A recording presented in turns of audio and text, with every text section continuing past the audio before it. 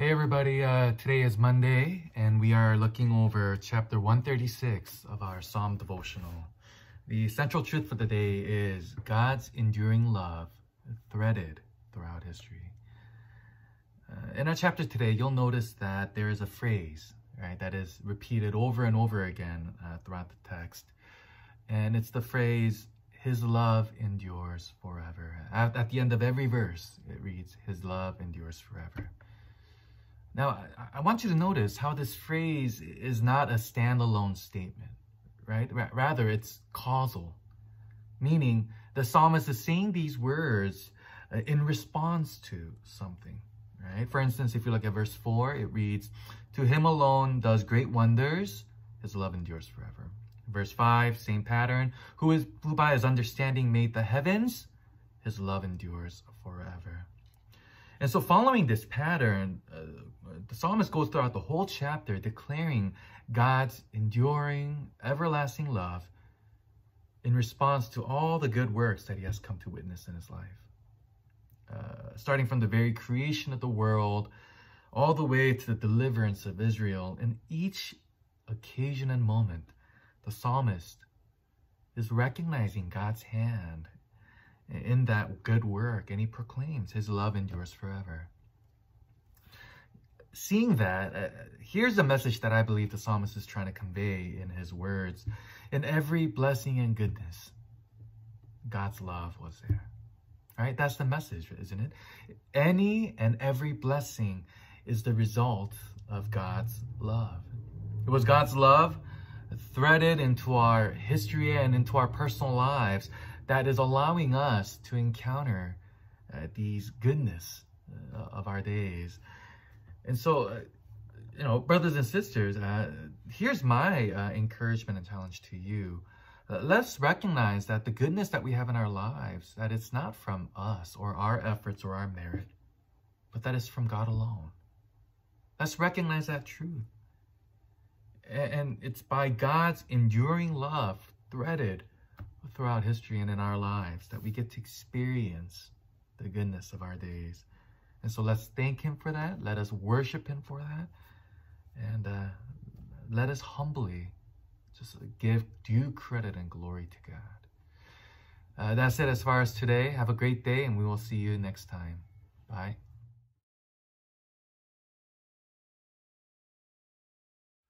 Hello everyone, today is Tuesday and we are going over chapter 137 of our Psalms devotional. The central truth for the day is longing for heaven. Longing for heaven. Our text comes from a gloomier, heartbreaking period of Israel's history.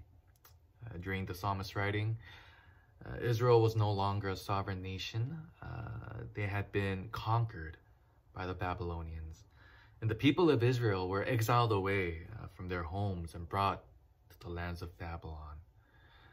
And it's from the banks of the Babylon rivers, as the psalmist expresses, that these words are found in our writing today. Now, in their writing, there is mourning, there is heartbreak, there is a sense of, gloomy sadness, and there's also longing. And their longing and their desire is for one thing and one thing alone. And it's for them to return to Zion, the promised land, the land that God had given to them, and to worship God in the temple of Jerusalem, right? That's their one longing. Now, I think these sentiments, we can resonate together in that as Christians, we are also foreigners of this world, right? Just as the Israelites were in the banks of the Babylon River, we too are foreigners of this world. We do not have true belonging here. We live in a reality where our faith and our devotion to God will always be challenged, ridiculed, and opposed by this world. And from that place of isolation, we always long for our true home in heaven, as the Israelites have longed for Zion. And in both cases, though, the hope is found in the fact that we will one day return to our true home, Just as the Israelites returned to Jerusalem, in due time, we too will be at our true home with Christ. This is not our permanent residence, right? God will call us home. And until then, we are called to sing our songs of weeping. But the songs of weeping and mourning are only going to be temporary. So with these words, here's my encouragement to you. Let us continue to persevere, right? And live with hope, longing for heaven, longing for our true home. And until that day comes, let us live faithfully and diligently where we are, doing the best that we can to glorify His name. Because once the day calls us home, the opportunity to glorify Him as we do now, we won't have that. There will be other means, I'm sure, but this is very special to us. So let's be faithful and diligent where we are. That's it as far as for today. Have a great day, everybody. We will see you next time.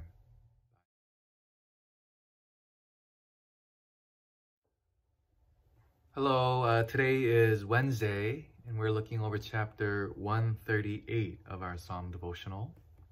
The central truth for the day is, our God cares for the lowly. One of the verses that really spoke out to me during today's reading is verse 6. And it reads here, though the Lord is exalted, He looks kindly on the lowly. Though lofty, He sees them from afar. The King of the universe, the God who is sovereign over all, He's majestic. He is glorious beyond all measure. And in comparison to God's glory, we are like dust mites, right? We are insignificant. We are lowly.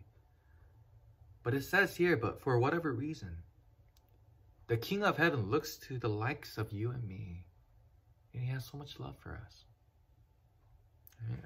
He has compassion for us. He has kindness for us to the degree that the Lord would lay down His crown of heaven so that He can put on, for our sake, the crown of thorns. And He would come down, die on the cross so that we can continue to receive kindness from the God of heaven rather than wrath. Right? God cares for us. God cares for the lowly. And these are encouraging words to us because there are times in our lives where we feel lowly and insignificant, aren't there? There are times we feel unimportant, unloved, unworthy. But in each of those moments, what the Bible is speaking to us today, the truth that we must remember is this. Yes, we are small and lowly in the eyes of our God. But the King of Kings, He sees us. And He holds us in high regard. And if the King of Kings holds us in high regard, what more do we need? He has His sights upon us, and with that fact alone, we are no longer lowly, but blessed. So for any one of us struggling through the sense of worth, know that the God of heaven finds beauty in you, and He treasures you for who you are. Let us live in that new reality. That's it as far as our day goes. I hope you guys have a nice one, and we will see you next time.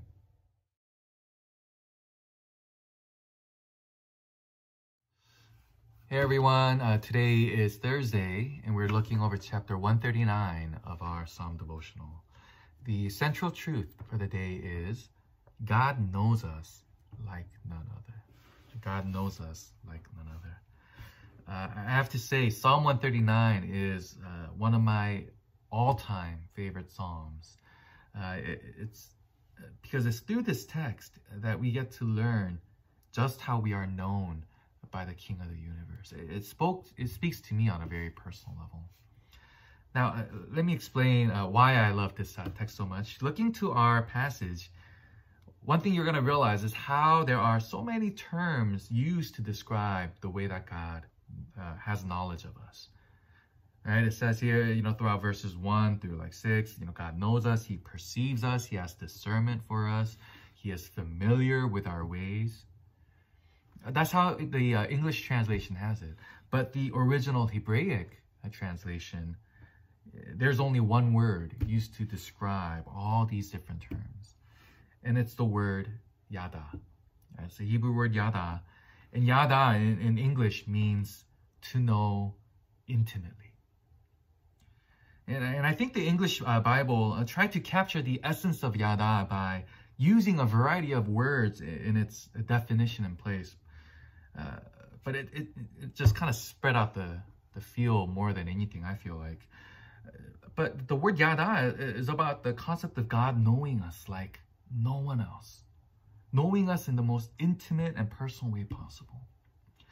And to give you an idea of how intimate and how personal this term means, if you look at some of the other contexts of the word yada, outside of the Bible, it was congruently used to describe a relationship between wife and husband. We actually see this word used to describe Adam and Eve, how Adam knew Eve, Adam yada Eve, and they bore a son, right? For those of you who are married, I'm sure you already know, I don't have to tell you twice, but it's about your spouse knowing you more than anyone else.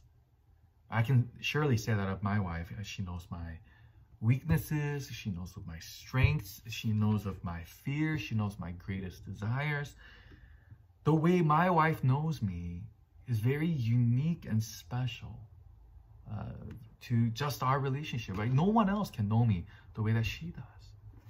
And it's with that same language that God says to us, I know you, I yada you. I know you in that intimate and personal way. And God has chosen to know us to that depth and intensity. And not just know us in that intensity, but to love us despite knowing us so well. This means that he knows our greatest sins. He knows our greatest shames and our mistakes, and yet he still commits to us and loves us and calls us his own.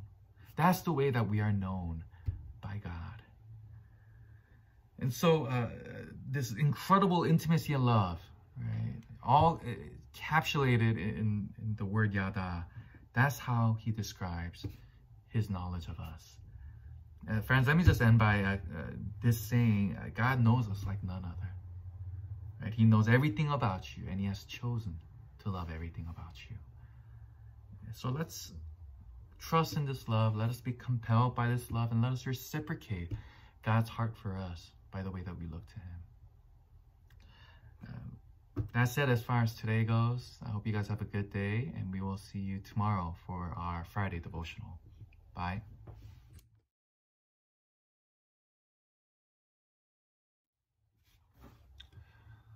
Hello everyone, today is Friday, happy Friday, and we are now looking over chapter 140 of our Psalm devotional.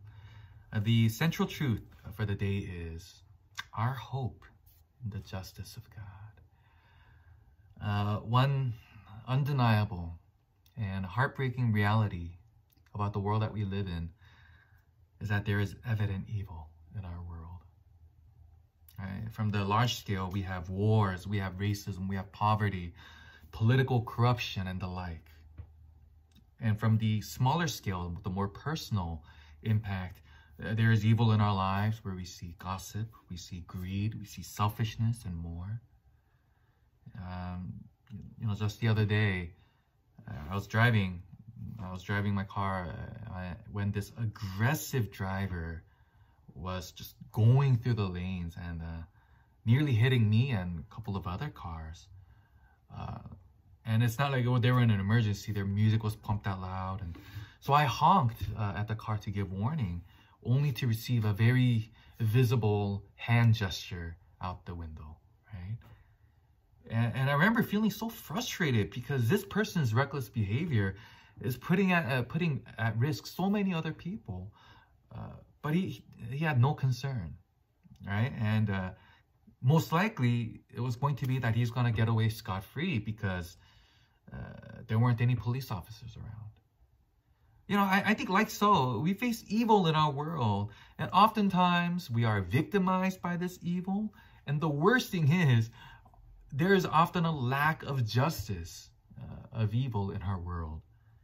All of us, Christians or not, will suffer from evil, and we all long for that greater justice in our lives.